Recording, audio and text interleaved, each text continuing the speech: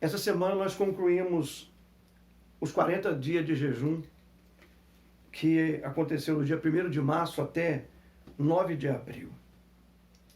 Eu acompanhei todos os textos que o pastor, o homem, o senhor, que idealizou esse negócio todo, o irmão Lu.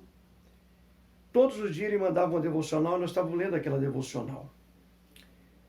E após o momento desse jejum, nós podemos fechar juntamente com ele, meditando sobre o que Deus quer fazer com a gente nesse período. O que Deus quer falar com a gente diante disso tudo?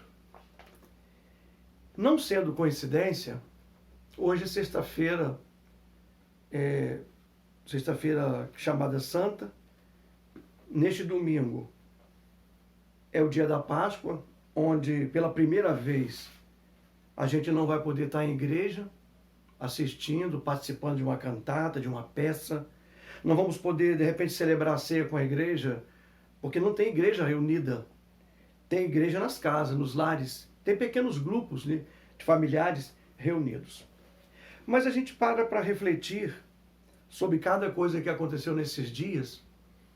E ficou muito na minha mente, de ontem para hoje, o texto de Isaías 53, que diz que o Senhor foi moído por causa das nossas transgressões, que nós fomos sarados pelas feridas dele. O castigo que nos traz a paz estava sobre ele. Esse mesmo capítulo vai dizer que ele não tinha nenhuma formosura, que ele foi levado para o matadouro como uma ovelha que vai direto para a morte e sem reclamar, sem falar nada, sem reivindicar.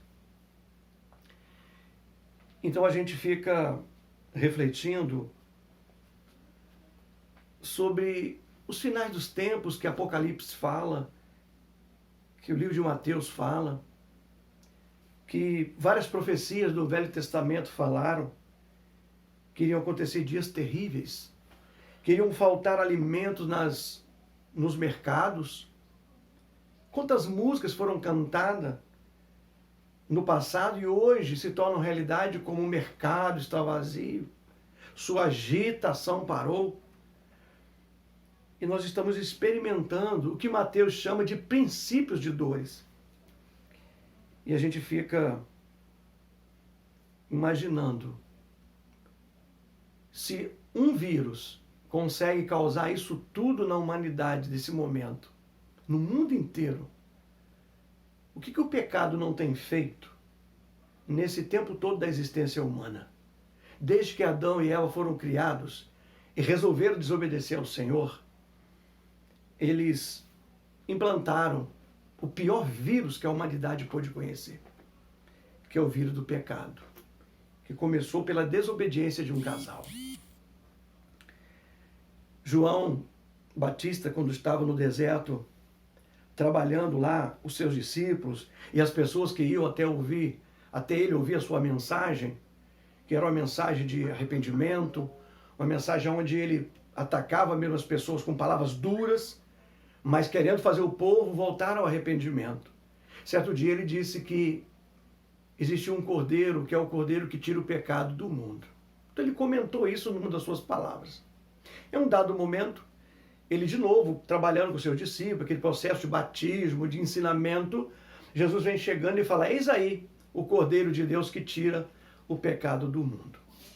Enquanto os especialistas de saúde estão aí preocupados em criar vacinas, medicamentos para combater esse vírus que acabou parando todas as pessoas do seu trabalho, parando as igrejas, parando as escolas, parando o Brasil quase na totalidade, menos os órgãos de extrema necessidade, como saúde, não pararam, segurança não parou, órgãos públicos, alguns não pararam. O vírus, ele causa situações muito complicadas na vida e na saúde das pessoas. Mas se alguém vier a morrer, sendo um cristão, servo de Deus, convertido, já entregou sua alma a Jesus, a única dificuldade que ele vai ter é de deixar uma tristeza na família. Porque o vírus vai apenas levar o seu corpo. Mas ele vai gozar eternamente ao lado do Senhor.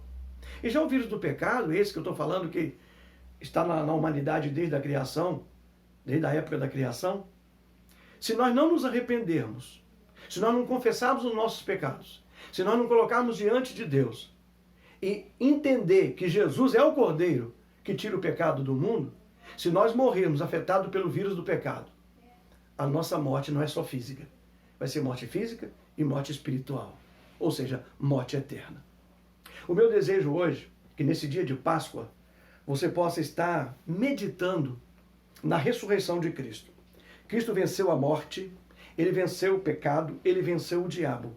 Você pode vencer a morte, vencer o pecado e vencer o diabo, porque você conhece o Cordeiro de Deus que tira o pecado do mundo. A minha oração é para que você não se esqueça que maior é o que está em nós do que o que está no mundo.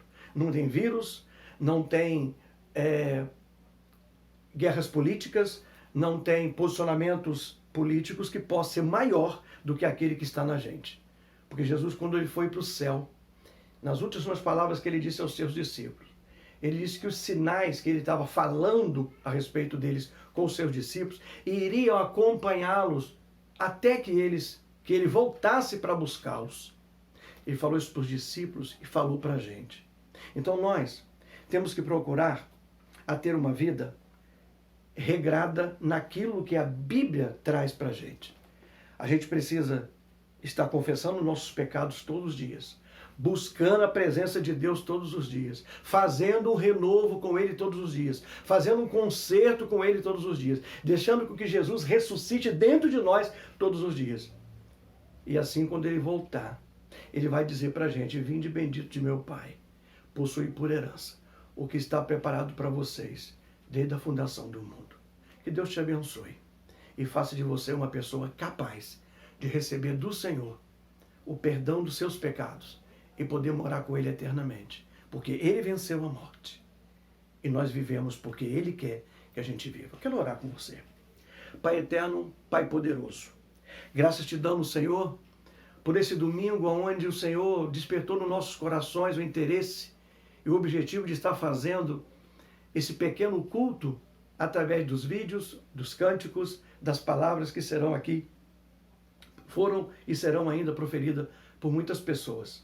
Que não fique só neste, mas que a gente possa ter condições, ó Deus, de continuar falando com as pessoas, com pequenos textos, pequenos vídeos, canções encaminhadas, palavras que venham ter relevância. Permita, Senhor, que nós venhamos a ter comunhão com os nossos irmãos nas nossas casas e que não venhamos a esquecer que a igreja não é a igreja reunida no templo. A igreja é aquela que tem Jesus dentro dela. E nós somos a igreja do Senhor. A tua palavra diz que o Senhor não habita em templo feito por mãos. E nós fomos feitos pelas suas próprias mãos.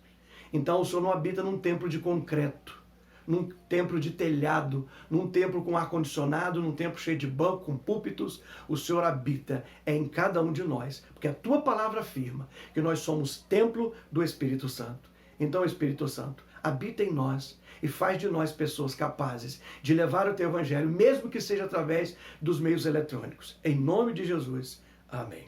Deus te abençoe. Tenha uma semana repleta da graça de Deus. E vou falar uma frase para você muito séria. Vai passar. Isto vai passar. É só um deserto. Deus te abençoe. Amém.